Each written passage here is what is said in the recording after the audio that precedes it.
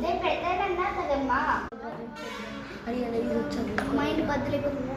ఏం చేయాలి టీచర్ ఎంత మంచిగా చదువుకున్నాం. ఆ కాలంలో నేను ఎంత బాగా చదువుకున్నాను. ఇప్పుడు మాత్రం ఎవ్వరు ఇంటిగా చదవట్లేదు. అయ్యో ఆ కాలంలో మంచిగా అయ్యో వెళ్ళే